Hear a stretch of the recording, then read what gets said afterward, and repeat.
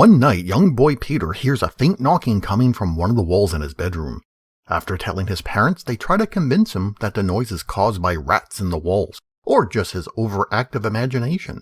Are the parents being honest with their son, or is there something about the family that they're not letting on? Hello all, it's Marco from Red Door Media. I recently saw the horror movie Cobweb. As a fan of horror movies, this was definitely on my 2023 list to go see in the theater.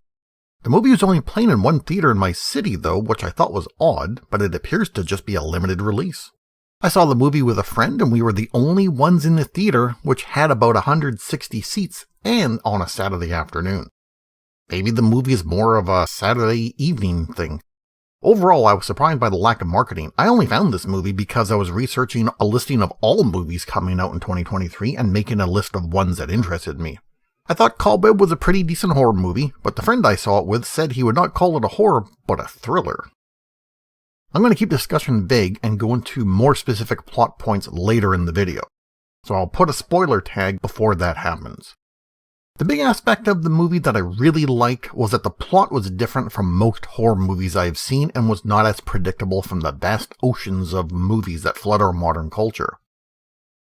A lot of movies that get released to the theater have plots about a family being terrorized by some interdimensional entity haunting their house, or a group of people are killed one by one after interacting with some sort of mythical device, or engaging in some kind of magical ritual.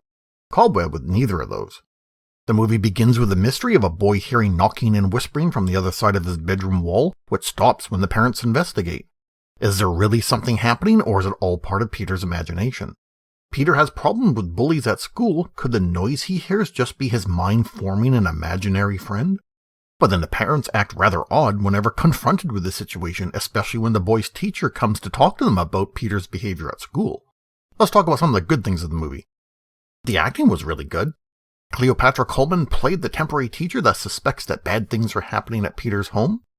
Lizzie Kaplan and Anthony Starr were really good as the parents that might be hiding a sinister side. Even Woody Norman, who played the son Peter, did a great job.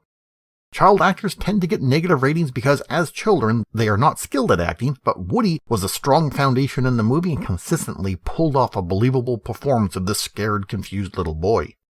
For people who enjoy horror movies for the spooky or creepy elements and detest jump scares, it'll be good to know that there were not really any jump scares in Cobweb. There were several tense moments that I thought would result in a jump scare, but passed relatively tame while still providing chills. The movie relied less on jump scares and oogie boogie moments, and more on mystery with eerie cinematography and tension. So although the house, which is where the majority of the movie takes place, was a normal looking home, the movie managed to invoke a feeling of menace and an overall eerie atmosphere with mood lighting and well-placed camera shots. The cinematography in the house and the shots of a scared and confused Peter really helped the audience view the story from his perspective.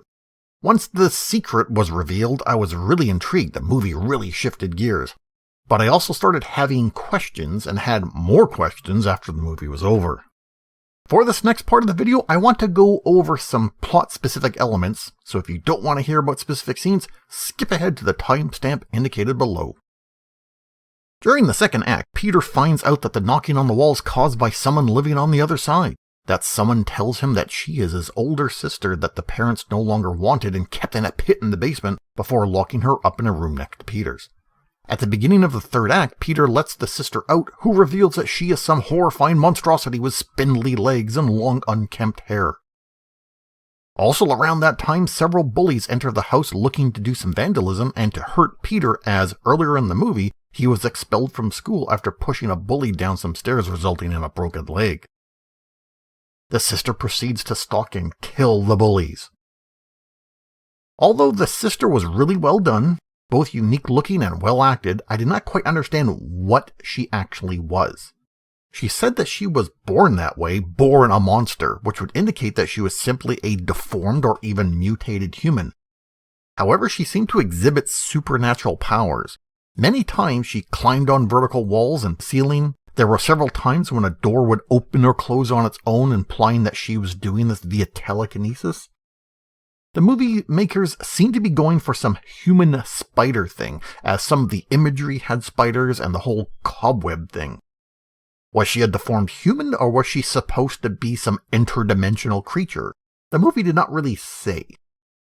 At a few points in the movie, I started to think that there were two monsters or that the sister could teleport, because she seemed to get around the house very quickly. There was a scene where one of the teen boys appeared to be getting pushed back and forth between two people. But no, it turns out it was just a sister on her own. Near the end of the second act, Peter kills the parents. Wow, I was not expecting that. The father succumbed to the rat poison that Peter put in the soup, and the mother, while succumbing to the poison, ultimately died by falling down the stairs with a knife in her chest.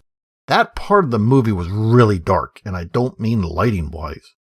Speaking of the parents, there is a scene in the movie where the parents are not only acting sinister, but the mother appears to change into a monster and comes after Peter. Peter then wakes up and it's just a dream. I hate dream sequences in movies. Scary things happening in a dream are pointless because there's no actual threat. The whole thing is meaningless. Nothing of significance happens. It was just a dream.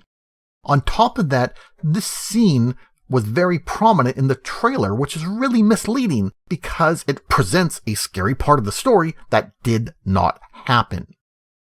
Unfortunately, the movie suffers from the people are dumb in horror movies trope. When the teen boys start to hear screams coming from the other parts of the house, they are slow to investigate and even slower in getting the heck out of there when they see evidence of a struggle and dead people.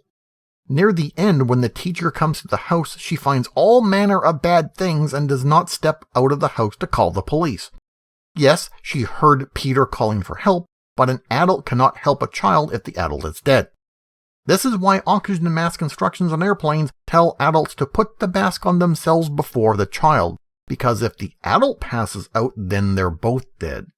Now, this is not a complaint or a nitpick, but I could not help but notice the similarities between Cobweb and the 7th Treehouse of Horror from the Simpsons animated show.